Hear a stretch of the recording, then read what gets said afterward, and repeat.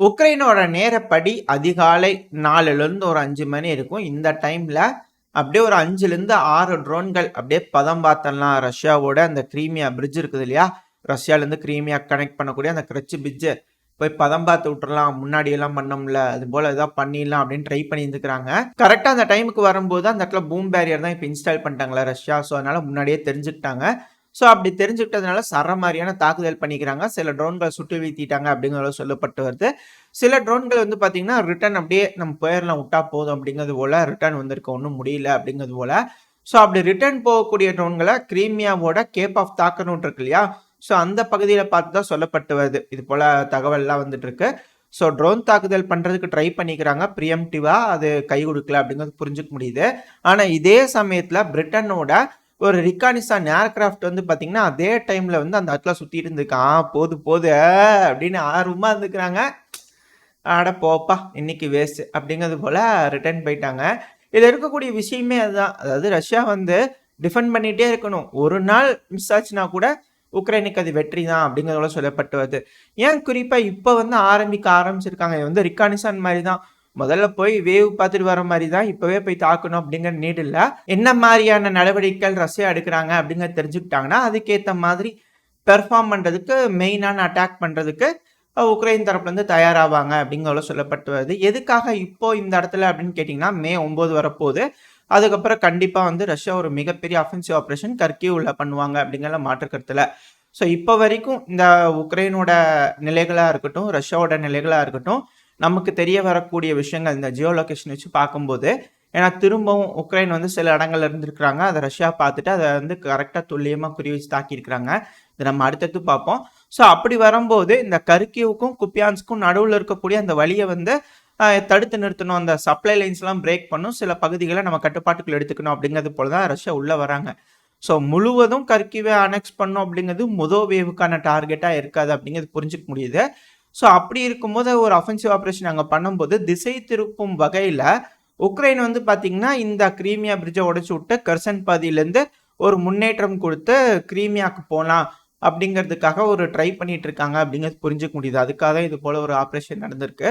So இது வந்து ரிகானிசன் மாதிரி வச்சுக்கலாம்.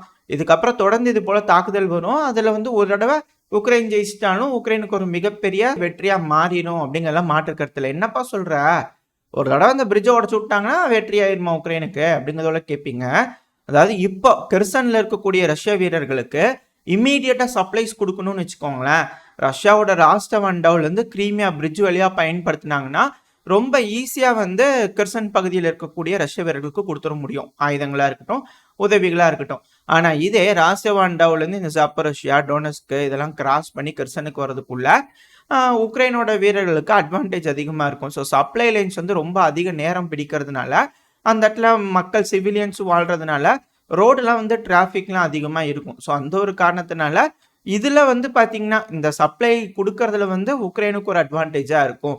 ஸோ இப்போ கிடைக்கக்கூடிய எய்டில் உக்ரைன் அதை பயன்படுத்தி இந்த இடத்துல ஒரு அஃபென்சிவ் ஆப்ரேஷன் எடுக்கிறதுக்கு வாய்ப்புகள் அதிகம் அப்படிங்கிறாங்க. அதுவும் சில பல செட்டில்மெண்ட்ஸ்லாம் சொல்லிட்டு இருக்காங்க. இந்த செட்டில்மெண்ட்ஸ்லாம் பிடிக்கிறதுக்கு வாய்ப்புகள் இருக்குது உக்ரைனுக்கு அப்படிங்கிறது போல். அதை நம்ம மேப் வீடியோவில் பார்க்கும்போது தெளிவாக பார்ப்போம். சரி, ஓகே, அதெல்லாம் வந்து ரஷ்ய தரப்பில் ரஷ்ய சோர்சஸ் சொல்லக்கூடிய ஒரு விஷயம். இப்போ உக்ரைன் தரப்புலேருந்து என்ன செஞ்சுருக்கிறாங்கன்னா வீடியோ பதிவுகள்லாம் வெளியிட்டிருக்கிறாங்க. எங்களோட மகுரா V5 அதாவது வெர்சன் 5 ட்ரோன்கள் சீறி பாஞ்சிட்டு ரஷ்ய நிலைக்குள்ளே போச்சு. அப்படியே ரஷ்யர்கள்லாம் அரண்டுட்டாங்க. அங்கே எங்களுக்கான டார்கெட் ரஷ்யாவோட ஸ்பீட் போட்டு, அதை நாங்கள் கண்டுபிடிச்சி துல்லிய தாக்குதல் வெடிச்சிருச்சு அந்த போட்டு. இது எங்களுக்கு வெற்றி அப்படிங்கிறது போல் உக்ரைன் தரப்புலன்னு சொல்லிக்கிறாங்க. இரு தரப்புலையும் சொல்லக்கூடிய விஷயங்கள் உங்கள்கிட்ட கொடுத்தாச்சு. நீங்கள் தான் அலசி ஆராய்ஞ்சு உக்ரைனுக்கு வெற்றியா இல்லை ரஷ்யா தடுத்து நிறுத்திட்டாங்களா அப்படிங்கிற முடிவுகளை எடுத்துக்கணும். உங்களோட கருத்துக்களை கமெண்ட் செக்ஷனில் தாராளமாக சொல்லலாம். தயவு செஞ்சு சொல்லிடுங்க. இப்போ ஏன்னா அப்போ தான் கொஞ்சம் கமெண்ட் செக்ஷன் பில்ட் ஆகும். அப்போ தான் இந்த வீடியோ போகும், 4-5 பேத்துக்கு காட்டும் யூடியூப்பும். ஸோ நம்மளுக்கும் அடுத்தடுத்த சப்ஸ்கிரைபர்ஸ் வரதுக்கு கொஞ்சம் உதவியாக இருக்கும். நீங்களும் இன்னும் சப்ஸ்கிரைப் பண்ணலாம், மறக்காம நம்ம சேனலையும் சப்ஸ்கிரைப் பண்ணிடுங்க. அப்புறம் வழக்கம் போல தான் ரஷ்யா ட்ரோன்களை வந்து உக்ரைனுக்குள்ள பல பகுதிகளை தாக்கிறதுக்காக அனுப்பியிருக்கிறாங்க. அதுவும் குறிப்பாக உக்ரைனோட சுமி ஒப்லாஸ்ட். இந்த ஒப்லாஸ்ட்ல மட்டும் மொத்தம் 13 ட்ரோன்களை ஏவி விட்டுருக்குறாங்க. இதில் 12 ட்ரோன்கள் அங்கே சுட்டு வீழ்த்திட்டோம், சக்சஸ் அப்படிங்கிறதோட சொல்லிக்கிறாங்க. ஆனால் துரதிருஷ்டவசமாக ஹை வோல்டேஜ் பவர் ஹவுஸ் இருக்கும் இல்லையா, ஸோ அந்த இடத்துல வந்து ஒரு தாக்குதல் நடந்திருக்கு. ஒரு மிகப்பெரிய வெடிசத்தம் கேட்டதா உக்ரைனோட சோர்ஸே சொல்லப்பட்டு வருது. ஆனா 12 ட்ரோன்களை வீழ்த்திட்டாங்க. அந்த ஒரு ட்ரோன் பண்ண வேலைக்கு பார்த்தீங்களா என்ன அளவுக்கு இருக்குதுன்ட்டு. பேட் பாய்ஸ் ரஷ்யா இல்லையா? சரி ஓகே. அந்த தாக்குதல்னால 4,00,000 பேத்துக்கு மேல கரண்ட் இல்லாம நைட் அவதிப்பட்டிருக்காங்க அப்படிங்கிறது போல உக்ரைனோட சோர்சஸ் தரப்புலேருந்தே செய்திகள் வந்துகிட்டு இருக்குது. அப்புறம் டின்ப்ரோஸ்க் ஒப்லாஸ்ட், இந்த ஒப்லாஸ்ட்ல பவர் லைன்ஸ்லாம் இருக்கும் இல்லையா, அதை குறி வச்சு தாக்கிட்டாங்க. இதனால அங்கேயே சில மக்களுக்கு வந்து கரண்ட் இல்லாம கஷ்டப்பட்டு இருந்தாங்க. கொஞ்ச நேரம் கரண்ட் இல்லை அப்படிங்கிறது போல உக்ரைன் தரப்புல இருந்து குற்றச்சாட்டுகள் வச்சுக்கிட்டு இருக்காங்க. அதாவது தொடர்ந்து அவங்க என்ன சொல்ல வராங்கன்னா, சிவிலியன் இன்ஃப்ராஸ்ட்ரக்சரை குறி வச்சு அடிக்கிறாங்க ரஷ்யா அப்படிங்கிறத சொல்றாங்க. ரஷ்யா வந்து சேம் பேட்டர்ன் யூஸ் பண்றாங்க. அதாவது உக்ரைன் சொல்லியிருந்தாங்க இல்லையா, அங்க இடத்துல ஆயில் ரிஃபைன் பண்றத எடுத்து கொண்டு வந்து ரஷ்ய வீரர்கள் பயன்படுத்துறாங்க. அதனால நாங்க அந்த ஆயில் ரிஃபைனரி அடிக்கிறோம் அப்படிங்கறத சொன்னாங்க இல்லையா. இப்போ சேம் டெம்ப்ளேட்டு இந்த இடத்துல என்ன சொல்றாங்கன்னா, அந்த பவர் கிரிட் இருக்கு இல்லையா, அந்த பவர் கிரிட்ல இருந்து எலக்ட்ரிசிட்டி ஜென்ரேட் பண்றத உக்ரைனோட வீரர்கள் பயன்படுத்துறாங்க. அதை நாங்க கண்டுகிட்டு அதனால அது மேல அடிச்சோம் அப்படிங்கிறது போல சேம் டெம்ப்ளேட்டை பயன்படுத்துறாங்க ரஷ்யாவும். யாரை குற்றம் சொல்றது அப்படிங்கிறது தெரியல. ஸோ இருதரப்புலையும் மாறி மாறி அந்த எலக்ட்ரிசிட்டி வேட்டை, அதாவது இந்த எனர்ஜி இன்ஃப்ராஸ்ட்ரக்சர் மேல தாக்குதல் பண்ற வேட்டைகளை தொடர்ந்து நடத்திக்கிட்டு தான் இருக்கிறாங்க. அப்புறம் உக்ரைனோட செர்னிஹோவ் ஒப்லாஸ்ட், இந்த ஒப்லாஸ்ட்ல ஒரு பேங்க் இருக்குது, அது மேல தாக்குதல் பண்ணிட்டாங்கன்னு உக்ரைன் தரப்புல சொல்ல, இல்லைங்க அந்த இடத்துல ஆயுதங்கள் வச்சிருக்காங்க, அதனால தான் நாங்கள் குண்டை போட்டோன்னே பயங்கரமான வெடி விபத்து, தீயெல்லாம் முடிச்சுக்குது அந்த இடத்துல அப்படிங்கிறது போல ரஷ்ய தரப்புலேருந்து ஒரு குற்றச்சாட்டு. ஸோ இரு தரப்புலையும் மாறி மாறி வைக்கிறாங்க. ஸோ உக்ரைனோட பல பகுதிகளையும் நேற்றுக்கு ரஷ்யா டார்கெட் பண்ணிக்கிறாங்க அப்படிங்கிறது நம்மளால புரிஞ்சுக்க முடியுது. இப்போ அடுத்தது இந்த பொலிட்டிக்கல் ஈவெண்ட்ஸ்லாம் நடந்திருக்கும் இல்லையா, அதை நம்ம பார்க்க ஆரம்பிச்சிடலாம். சைனாவோட அதிபரான ஜி ஜின்பிங் அவர்கள் பிரான்ஸுக்கு வந்து இறங்கிட்டாரு. இதனால என்னப்பா நடக்கும்? பிரான்ஸோட ட்ரூப்ஸ்லாம் வந்து உக்ரைனுக்கு போகாமட்டுருவாங்களா? ரஷ்யாவுக்கு ஆதரவாக வந்து இங்கே ஏதாவது பேசுவாங்களா? சீனாவும் பிரான்ஸும் உறவு கொண்டாட ஆரம்பிச்சிருவாங்களா? அப்படிங்கிற பல கேள்விகள் இருக்கு. இதுல ஒரு விஷயம் நம்ம தெரிஞ்சுக்கணும், இந்த இடத்துல ரஷ்யா தனியா தான் இருக்கிறாங்க, யாருமே உதவல, அவங்களோட சண்டையை அவங்க தான் பார்த்துக்கிட்டு இருக்காங்க. அவங்களுக்கு ஆதரவா வந்து யாரும் களமிறங்குற மாதிரி தெரியல. இப்போ சைனா வந்து பிரான்ஸுக்கு போயிருந்தாலும் அவங்களோட டிப்ளமேட்டிக் டைஸ்க்காக தான் போயிருக்காங்க. இதனால ரஷ்யா பத்தின பிரச்சனை, ரஷ்யா உக்ரைன் பிரச்சனையில வந்து பெருமளவில் வந்து சீனா தலையிட்டுக்க மாட்டாங்க. ஏன்னா பிரான்ஸ் வந்து ட்ரூப்ஸை அனுப்பிட்டாங்க. அதுவும் 6,000 ட்ரூப்பர்ஸ் கிட்ட பிரான்ஸோட ட்ரூப்ஸ் வந்து உக்ரைனுக்குள்ள இருக்கலாம் அப்படிங்கிறதால சொல்லப்பட்டு வருது. ஏன்னா ஆல்ரெடி 2,000 பேர் அனுப்பியிருக்கிறாங்க, இப்போ வேற ஒரு 1,000 பேர் அனுப்புறதா சொல்லியிருக்கிறாங்க. அதெல்லாம் தோராயமாக கணக்கு போட்டு பார்த்து இந்த டைம்ல வந்தாங்க, இப்போ வருவாங்க, இதுக்கு மேலே வரதா சொல்லியிருக்கிறாங்க அப்படின்னு ஒரு 6,000 ட்ரூப்பர்ஸ் சொல்றாங்க. அதுல குறிப்பா வரக்கூடிய ஒரு ரூமர் என்ன அப்படின்னா, மைக்கலேவ்கா அப்படின்னு ஒரு டவுன் இருக்கு. இது ஸ்லோவியான்ஸ்க கம்பேர் பண்ணும்போது, ஏன்னா ஸ்லோவியான்ஸ்க்கு பக்கத்துல இருக்கக்கூடிய ஒரு டவுன் தான், இது ஒரு சின்ன டவுன் வச்சுக்கலாம் ஸ்லோவியான்ஸ்க்கு கம்பேர் பண்ணும்போது. இந்த இடத்துல வந்து பாத்தீங்கன்னா ஒரு தெர்மல் பவர் பிளான்ட் இருந்திருக்கு. அந்த தெர்மல் பவர் பிளான்ட்ல நேத்திக்கு 5ஆம் தேதி தாக்குதல் பண்ணிக்கிறாங்க. அந்த சமயத்துல அந்த தெர்மல் பவர் பிளான்ட்ல பயங்கரமான சேதம் நடந்திருக்கு அப்படிங்கிறத சொல்லப்பட்டு வருது. ஆனா ரஷ்யா தரப்புல என்ன சொல்றாங்கன்னா, அங்க பிரான்ஸோட ட்ரூப்ஸ் இருந்தாங்க அப்படிங்கிறது போல ரஷ்யாவோட சோர்சஸ் சொல்லிட்டு இருக்காங்க. அதாவது இந்த அனலிஸ்ட் அவங்களா இருப்பாங்க இல்லையா, அவங்க தரப்புலன்னு சொல்றாங்க, அந்த இடத்துல பிரான்ஸ் ட்ரூப்பர்ஸ் இருந்தாங்க, எங்களுக்கு தெரியும், அதனால நாங்க அங்க தாக்குதல் பண்ணோம் அப்படின்னு. ஸோ இதுல வந்து நம்மளுக்கு என்ன தெரியுதுன்னா, இந்த சிவாஸ்க்கு வந்து பாதுகாக்கிறதுக்காக இங்க மிக்கோலேவ்ல வந்து பிரான்ஸ் ட்ரூப்பர்ஸ் வந்திருக்காங்க அப்படிங்கிறது புரிஞ்சுக்க முடியுது. ஒன்ஸ் இந்த சிவாஸ்க்கு முன்னாடி இருக்கக்கூடிய இந்த ட்ரிபோர்வாலா இருக்கு இல்லையா, அது வந்து கொலாப்ஸ் ஆகுது அப்படிங்கிற பட்சத்துல இந்த சிவஸ்கை பாதுகாக்கிறதுக்காக, இந்த ஃப்ராண்ட்டை பாதுகாக்கிறதுக்காக பிரான்ஸ் ட்ரூப்பர்ஸ் உள்ள இருக்காங்க அப்படிங்கிறதோட சொல்லப்பட்டு வருது. இது எந்த அளவுக்கு உண்மை அப்படிங்கிறது தெரியல, போக போக தான் தெரியும். இதே போல அமெரிக்காவில் இருக்கக்கூடிய ஒரு நபர், முன்னாள் நபர் அப்படிங்கிறாங்க. ஸோ அவரும் வந்து என்ன சொல்லியிருக்கிறாருன்னா, உக்ரைனுக்கு அமெரிக்கா தன் ராணுவத்தை அனுப்புறதுக்கு வாய்ப்புகள் இருக்கு அப்படிங்கிறதோட சொல்றாங்க. அதாவது ஒரு வருஷத்துக்கு முன்னாடி இருந்து நான் உங்ககிட்ட சொல்லிட்டு இருக்கேன் இல்லையா, அதாவது இந்த நார்த் கொரியா சவுத் கொரியா பிரச்சனையில இப்படித்தான். நார்த் கொரியா ஹெவியா சண்டை பிடிச்சு ஜெயிக்கிற தனத்துக்கு போனதுக்கு அப்புறமா மாப்பிள்ளைகளாட்ட உள்ள ஃப்ரெஷ் ட்ரூப்ஸை உள்ள இறக்கி நாங்க என்னமோ ஜெயிச்சிட்டோம் அப்படிங்கிறது போல அவங்க பண்ணுவாங்க.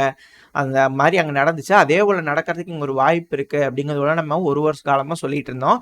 ஸோ அந்த டைம்ல நான் சொல்ல வரும்போது நீங்க என்னை பத்தி என்ன வேணாலும் நினைச்சிருப்பீங்க. ஆனா இப்போ என்ன நடக்குதுன்னு பார்த்தீங்களா, ஃப்ரண்ட் லைன் கொலாப்ஸ் ஆகுதுன்னா ட்ரூப்ஸ் அனுப்புவோம் அப்படிங்கிறதோட சொல்றாங்க இல்லையா. இதுதான் இங்க முடிஞ்ச வரைக்கும் அந்த எதிரியை வந்து வீக் ஆக்கணும், முடிஞ்ச வரைக்கும் வீக் ஆக்கணும் இவங்க எதுவுமே செய்யாம.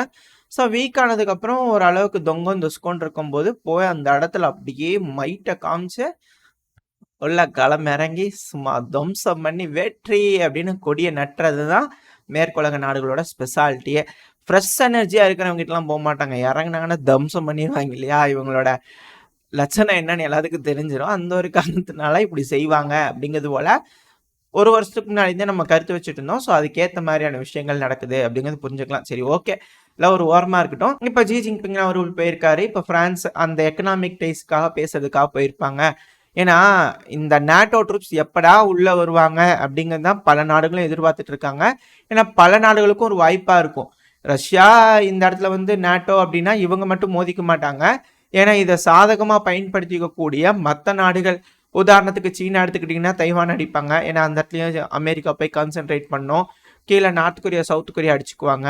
அதுக்கப்புறம் அப்படியே சைடில் வந்தீங்கன்னா ஏகப்பட்ட நாடுகள்லாம் இருக்கிறாங்க. லைனாக சொல்லிகிட்டே போகலாம். இந்த சைடு ஈரானு, மிடில் ஈஸ்ட் பிரச்சனை, ஆப்பிரிக்காவில் இருக்கக்கூடிய பல நாடுகள், அது இந்த ரவாண்டா மேலாம் பயங்கர காண்டில் இருக்கிறாங்க சில நாடுகள். ஸோ இருக்கலாம் அந்த இடத்துல வந்து சில பல பிரச்சனைகள் நடக்கிறதுக்கு வாய்ப்புகள் அதிகம். அதுவும் இந்த சவுத் அமெரிக்கா சைட்லாம் போயிட்டிங்கன்னா வெனிசுவேலா, கயானா ஏகப்பட்ட பிரச்சனைகள் இருக்குது. ஸோ இந்த உலகத்தில் பல இடங்கள்லையும் இப்போ அதுவும் குறிப்பாக இந்த ஆப்பிரிக்காலாம் வந்து பார்த்திங்கன்னா ரஷ்யாவோட கை ஓங்கி இருக்கிற மாதிரி தான் இருக்குது. ஸோ அப்படி இருக்கக்கூடிய ஒரு சூழ்நிலை அப்படிங்கிறதுனால ரஷ்யாவுக்கு இந்த இடத்துல ஒரு அட்வான்டேஜ் கிடைக்கும் அப்படிங்கிறதோட சொல்லப்பட்டு வருது. எல்லா பக்கத்துலையும் இந்த மேற்குலக நாடுகள்னால ஒரே சமயத்தில் ஃபோக்கஸ் பண்ண முடியாது. அந்த ஒரு காரணத்துக்காக எப்படா நேட்டோ உள்ளே போவீங்க ரஷ்யா கூட அப்படிங்கிறதுக்காக வெயிட் பண்ணிட்டு இருக்கிறாங்க. ரஷ்யாவும் கொஞ்சம் பொறுமையாக பார்த்துக்கிட்டு இருக்கிறாங்க, முடிஞ்ச வரைக்கும் எஸ்கலேட் ஆகக்கூடாதுன்னு. ஆகும் பட்சத்தில் பல நாடுகளும் இங்கே மோதிக்குவாங்க. வேர்ல்டு அட்டு வார்ஸாக இருக்கும் அப்படிங்கிறத சொல்லப்பட்டு வருது. ஒரு கட்டத்துக்கு மேலே தான் வேர்ல்டு வாராக மாறும் அப்படிங்கிறாங்க. ஸோ அந்த பேட்டர்னில் டெம்ப்ளேட்லாம் இருக்கிற மாதிரி சில பல ஈவெண்ட்ஸ் மாறுதே தவிர பட் என்ன அப்படிங்கிறது நம்மளால புரிஞ்சுக்க முடியுது. இப்படித்தான் போகுது. பட் அது எப்படி அந்த படிக்கட்டில் ஒருத்தங்க கால் எடுத்து வைக்கிறாங்க அப்படிங்கிற ஒரு ஸ்டேட்மெண்ட்ஸ் தான் மாறுதே தவிர பட் இதுதான் பேட்டர்ன் அப்படிங்கிறத மாற்றுக்கிறது இல்லை. இதோட இந்த பதிவு நம்ம முடிச்சுக்குவோம். இந்த பதிவு எப்படி இருந்துச்சு, உங்களுக்கு பிடிச்சிருக்கா? பிடிச்சுனா லைக் பண்ணிட்டு உங்க ஃப்ரெண்ட்ஸ் அண்ட் ஃபேமிலியோட ஷேர் பண்ணிக்கோங்க. அது கூடவே மறக்காம இந்த பதிவை பற்றின உங்களோட கருத்துக்களை கமெண்ட் செக்ஷன்ல சொல்லுங்க. இந்த பதிவு நல்லா இருந்திருக்கும்னு நம்பிக்கையில் அடுத்த பயில உங்களை சந்திக்கிறேன். அது வரைக்கும் ஸ்டே சேஃப். By by.